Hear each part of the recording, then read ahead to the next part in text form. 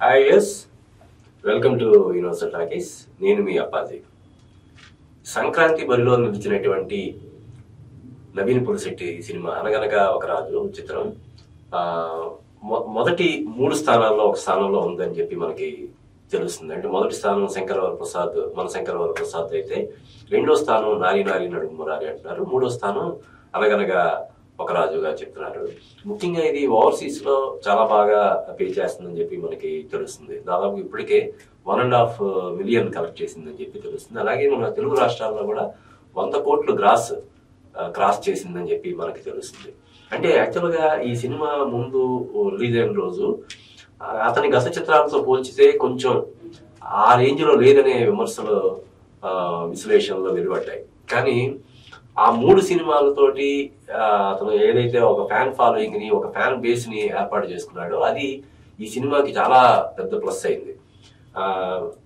నవీన్ పులిశెట్టి అంటే డెఫినెట్ గా ఎంటర్టైన్ చేస్తాడు, హ్యాపీగా మనం వెళ్ళి చూడొచ్చు అని మెంటల్ గా ఫిక్స్ అయిపోవడం వల్ల ఈ సినిమాకి చాలా పెద్ద అడ్వాంటేజ్ అయింది. అలాగే ఈ సినిమా కోసం అతను చేసినటువంటి అగ్రెసివ్ ప్రమోషన్స్ కూడా ఈ సినిమా విజయంలో కీలక పాత్ర పోషిస్తున్నాయని మనం చెప్పొచ్చు. అంటే మొత్తం తన భుజస్కంధాల మీద ప్రచార బాధ్యతలన్నింటినీ తన భుజాల మీద వేసుకొని ఈ సినిమాని ముందుకు తీసుకెళ్ళాడు. ఇప్పుడు విజయ తీరం వైపు నడిపిస్తున్నాడు. జనరల్ గా సితారా నుంచి వస్తున్న సినిమాలకి ఆ ప్రొడ్యూసర్ అయినటువంటి సూర్యగారు నాగవంశీ డామినేషన్ కొంచెం ఎక్కువ ఉంటుంది.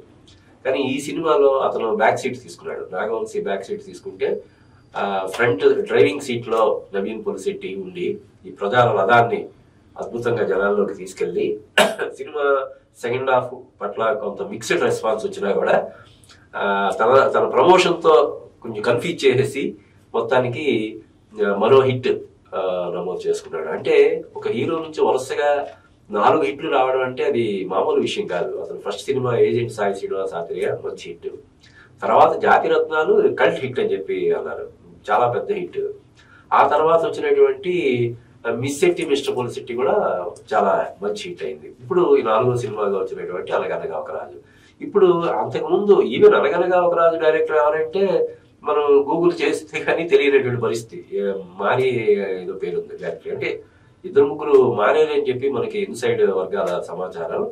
అయితే ఏదేమైనా డైరెక్టర్ ఎవరైనా ఇప్పుడు ఫస్ట్ సినిమా నుంచి ఇప్పుడు 4వ సినిమా వరకు డైరెక్టర్లు ఎవరైనా కూడా తనే మొత్తం ఈ సినిమాకి సంబంధించి క్రియేటివ్ సైడ్ అంతా తానే ఇన్వాల్వ్ అయ్యి ఈ సినిమాని విజయ తీరం వైపు చేర్చడంలో ఆయన మంచి ఒక అద్భుతమైనటువంటి పాత్రని పోషిస్తుండడం వల్ల కూడా అతని ఇమేజ్ ఇప్పుడు విపరీతంగా పెరిగింది. ఈ నేపథ్యంలో తన నెక్స్ట్ సినిమాకి, తన 5వ సినిమాకి నవీన్ పులిశెట్టి ఏకంగా 25 కోట్లు రెమ్యునరేషన్ డిమాండ్ చేస్తున్నాడని చెప్పి ఒక చర్చ అయితే ఇప్పుడు మొదలైంది. అంటే 25 కోట్లు రెమ్యునరేషన్ అంటే అది అసలు మామూలు విషయం కాదు. కానీ నవీన్ పులిశెట్టి ఏంటంటే కేవలం అతను హీరోగా మాత్రమే పరిమితం కాడు.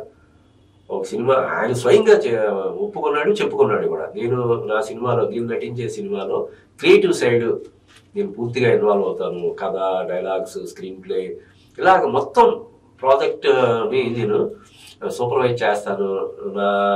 నాదైన శైలిలో ఆ సినిమాని నేను తీర్చిదిద్దడానికి ప్రయత్నం చేస్తానని చెప్పి ఆయన చెప్పడం బట్టి దర్శకుడి పాత్ర అనేది అంటే అలానే దర్శకుడిని మనం తక్కువ చేయడం అని కాదు. కానీ ఇప్పుడు ఉదాహరణకి 3 సినిమాలు దర్శకులు, అంతకుముందు 3 సినిమాల దర్శకులు కానీ ఇప్పుడు ఈ సినిమా దర్శకులు సరే ఇంకా ఇప్పుడే రిలీజ్ అయింది కాబట్టి తర్వాత ఎలా ఉంటుంది అన్నది మనం చూడాలి.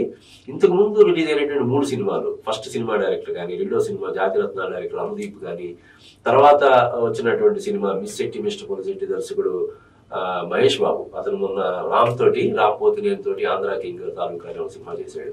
అవేవి ఆశించిన స్థాయిలో విజయాలు సాధించకపోవడం వల్ల ఈ 3 సినిమాల తాలూకు క్రెడిట్స్ మొత్తం అంతా కూడా డైరెక్ట్ గా నవీన్ పులిశెట్టి ఖాతాలో ట్రాన్స్ఫర్ అయిపోవడం వల్ల అతనికి విపరీతమైనటువంటి క్రేజ్ ఇప్పుడు ఏర్పడింది. అంటే జనరల్గా ఎవరైనా ఒక నిర్మాత ఏం చూసుకుంటాడు, హీరోనే మొత్తం అన్ని బాధ్యతలు తీసుకుని హీరోగా మాత్రమే కాకుండా ఏదో సెట్కి వచ్చామా, తన రోల్ చేసామా, డబ్బింగ్ చెప్పామా, తర్వాత వెళ్ళిపోయామా అన్నట్టు కాకుండా మొత్తం తనే భుజాలు వేసుకుంటే తనే దర్శకుడిగా, తనే నిర్మాతగా, తనే హీరోగా, తనే మొత్తం క్రియేటివ్ సైడ్ డైలాగ్స్ పరంగా, స్క్రిప్ట్ పరంగా అన్ని ఇన్వాల్వ్ అయితే ఇంకా ప్రొడ్యూసర్కి అంతకంటే కావాల్సిందే ఉంది. ముఖ్యంగా ఇప్పుడు ఈ సినిమా ఒక ఓవర్సీస్ లోనే దాదాపు 2 మిలియన్స్ ఇప్పుడు వసూలు చేసే అవకాశం ఉందని చెప్పి మనకి తెలుస్తుంది. అంటే అతను ఓవర్సీస్ లో వచ్చే కలెక్షన్స్ తన రెమ్యూనరేషన్ గా ఎక్స్పెక్ట్ చేస్తున్నాడంటే అది మరి మనం తప్పు పట్టాల్సినటువంటి అవసరం లేదు. అయితే అట్ ది సేమ్ టైం నిజంగా అతను 25 కోట్లు రెమ్యూనరేషన్ డిమాండ్ చేస్తున్నాడా, అంత ఇది ఉంటుందా? అంటే నవీన్ పులిశెట్టికే 25 కోట్లు ఇస్తే కనీసం ఇంకొక 25 కోట్లని మేకింగ్ కి ఖర్చు పెట్టాల్సి వస్తుంది కదా.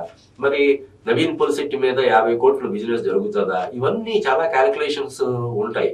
లేదు అతనికి ఒక ఇది క్రియేట్ చేసుకోవడం కోసం తన గురించి నలుగురు చర్చించుకునేలాగా పెద్ద ఎత్తున, అంటే కొంత నెగిటివ్ గానైనా డిస్కషన్ చేసుకునేలాగా ఉండాలని చెప్పి తనే నవీన్ పులిశెట్టే ఇలా నవీన్ పులిశెట్టి ఇన్ని కోట్లు డిమాండ్ చేస్తాడని చెప్పి రాయండి అని చెప్పి కూడా తను ప్రోత్సహించి ఉండొచ్చు, ఏదైనా జరిగి ఉండొచ్చు. ఇది ఇప్పుడు ఏంటంటే ఈ పబ్లిసిటీ కోసం ఇలాగా, అంటే ఇది మరీ తప్పు పట్టాల్సిన ఇది కూడా లేదు. కాబట్టి ఇప్పుడు నవీన్ పులిశెట్టి 25 కోట్లు రెమ్యూనరేషన్ అడుగుతున్నాడంటే అతను అడుగుతున్నాడని చెప్పి ఇచ్చారు కదా, చాలా చూసుకుంటారు.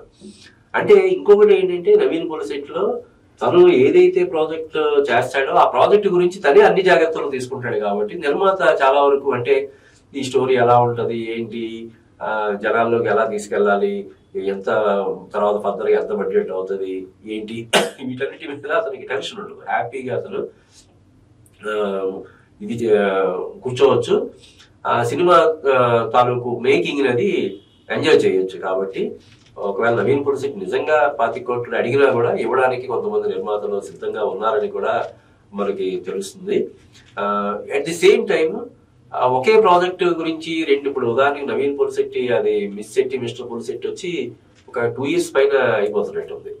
అంటే ఒక ప్రాజెక్ట్ గురించి 2 years 2.5 years వెయిట్ చేసి అదంతా ఆ 2 years లో తనకి ఇదంతా రావాల్సిందంతా కూడా ఒక సినిమా మీద మోపడం కంటే కూడా హ్యాపీగా సంవత్సరానికి ఒక సినిమా చేసి ఒక 10-15 కోట్లు తీసుకుంటే కూడా హ్యాపీగా ఉండదు. అంటే అలాగే అతను ఏదో సినిమాలు చేయకుండా సెలెక్ట్ గా 3 ఏళ్ళకి 2 ఏళ్ళకి ఒక సినిమా చేయాలని అతను ఉంటాడని మనం అనుకోవాల్సిన అవసరం లేదు. కానీ ప్రయత్నం కూడా చేయాలి కదా. ఒకప్పుడు మన హీరోలు సంవత్సరానికి మినిమం 5-6 సినిమాలు, అంతకుముందు అయితే సీనియర్ హీరోలు 10-15 సినిమాలు చేసినటువంటి ఇది ఉన్నాయి. కాబట్టి తను కూడా ఒక ప్రాజెక్ట్ మీదే మొత్తం అంతా తన రెమ్యూనరేషన్ కానీ మరొకటి కానీ ఇదంతా భారం అయిపోయే ఇది కాకుండా కనీసం సంవత్సరానికి ఇప్పుడు అనిల్ రావిపూడి హ్యాపీగా సంవత్సరానికి ఒక సినిమా తీసుకుంటూ వచ్చేస్తున్నాడు, హిట్ మీద హిట్ కొట్టుకుంటూ వెళ్తున్నాడు. అలాగా అని మన నవీన్ పులిశెట్టి కూడా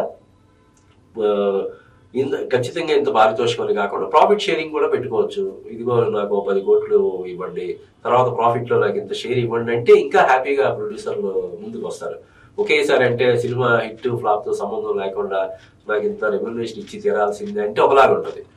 లేదు నాకు ఇంత రెమ్యూనరేషన్ ఇవ్వండి, ఫర్దర్ గా సినిమాకి ప్రాఫిట్స్ వస్తే అందులో నాకు ఇంత షేర్ ఇవ్వండి అంటే ఇంకా నిర్మాతకి ఇంకా కాన్ఫిడెన్స్ పెరుగుతుంది, వాళ్ళు హ్యాపీగా దాంతో అసోసియేట్ అవ్వడానికి ముందుకు వస్తారు. అంటే ఇప్పుడు 25 కోట్లు డిమాండ్ చేసినా కూడా అతని సక్సెస్ ట్రాక్ ఏదైతే ఉందో దాన్ని చూసి డెఫినెట్ గా అసోసియేట్ అవ్వడానికి ఎవరు వెనుకంజ వెయ్యరు.